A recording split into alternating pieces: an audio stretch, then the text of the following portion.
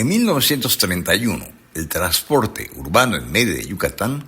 se basaba principalmente en carruajes de tracción animal, mulas o caballos. Los primeros automóviles particulares y taxis, aunque menos comunes, y los tranvías que llegaron a principios del siglo XX, además de la bicicleta y caminata como medios personales, reflejando una época de transición entre lo tradicional y la motorización incipiente, y que conectaban al centro de la ciudad con barrios como Santiago y Santa Lucía y las estaciones de ferrocarril, un servicio vital para la ciudad en esa época. Fernando Vargas Ocampo fue un empresario visionario y dirigente social importante cuya labor resultó fundamental y revolucionaria para la consolidación del transporte colectivo en el estado de Yucatán durante el siglo XX, cuyo planteamiento involucró un plan de trabajo que incluyó numerosos proyectos sociales y, de haber continuado una carrera en su tiempo, hubiera significado un extraordinario político en temas de desarrollo del estado de Yucatán. El 16 de mayo de 1931, en la ciudad de Mérida, fundó la Unión de Camioneros de Yucatán, empresa de transporte urbano y foráneo, que durante sus primeras décadas de operación fue considerada un referente nacional por su organización, alcance y modelo de gestión. Desde una perspectiva empresarial moderna para su tiempo, Vargas Ocampo impulsó el desarrollo de infraestructura urbana como parte integral del crecimiento del servicio de transporte. Promovió y financió la pavimentación de calles en diversas zonas de Mérida, entre ellas Chumenópolis, García Generés y áreas aledañas a la cervecería yucateca, con el propósito de extender rutas, mejorar la movilidad urbana y reducir el desgaste de sus unidades. Con el tiempo y con el fin de optimizar costos operativos y garantizar el mantenimiento de la flota, la Unión desarrolló una infraestructura productiva propia que incluyó gasolinera, refaccionarias, talleres especializados, mecánica automotriz, construcción de carrocerías, taller de carrocerías El Mayap, vitalización de llantas, así como áreas de lavado y engrasado, destacando la gasolinera del barrio de Santana, cuyo proyecto arquitectónico fue realizado por el arquitecto Manuel Amabilis, figura clave de la arquitectura regional. En el ámbito operativo, la Unión amplió de manera sostenida su cobertura mediante la apertura de nuevas rutas urbanas, la creación de rutas foráneas con estaciones propias y el establecimiento de la línea Mexicorama, orientada exclusivamente al transporte turístico, lo que contribuyó a la integración regional y al impulso de la actividad económica. Asimismo, convirtió a los choferes que se distinguían en el trabajo en dueños de sus camiones, por lo que el rendimiento era garantizado y a la vez los instruyó con un sentido educacional y social que apoyaran al desválido, al incapacitado y al adulto mayor al abordar el autobús. Así como también el chofer del autobús iba de gorra y corbata, caracterizándose por la puntualidad en sus corridas.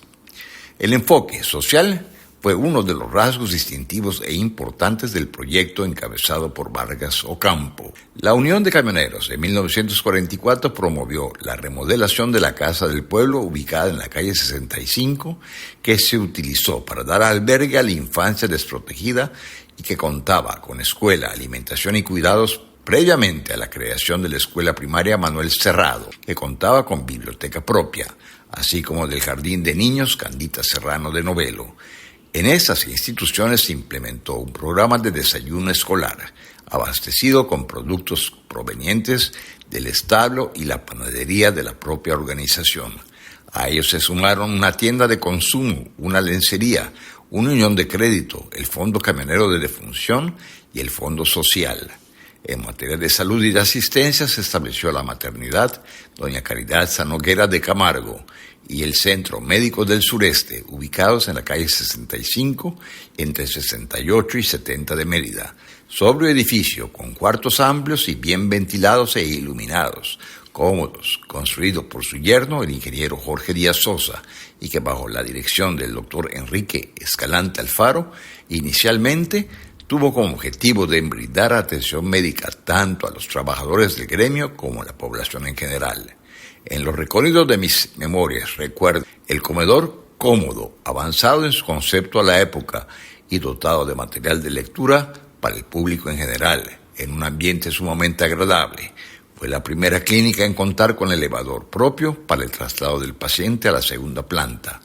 El quirófano de vanguardia, enlosetado completamente con elegantes ladrillos de color verde.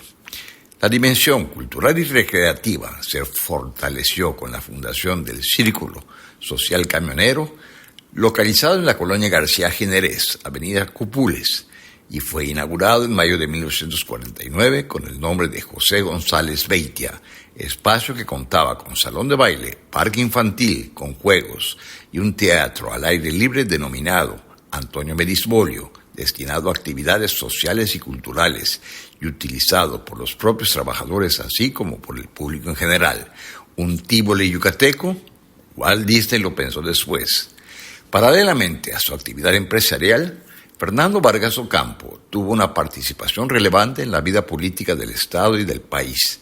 Fue diputado local durante el gobierno de Ernesto Novelo Torres, tesorero del gobierno del Estado, en la administración de José González Beitia, y diputado federal en la 42ª legislatura del Congreso de la Unión, durante la presidencia de Adolfo Ruiz Cortines, así como cargos en la Secretaría de Comunicaciones. La familia significó mucho para don Fernando, nacido en Opinchén, con su esposa doña Julia Ramírez, natural de Acanqué. Tuvieron 7 hijos. Amante del mar y de la pesca, tuvo uno de los primeros yates de recreo en Yucatán, el Santa Julia, y su residencia de verano en Chipchulup contaba con 7 cabañas para alojar a las 7 familias de sus hijos durante las vacaciones de verano y de la Semana Santa. Vargas Ocampo se mantuvo al frente de la Unión de Camioneros hasta su fallecimiento en 1960.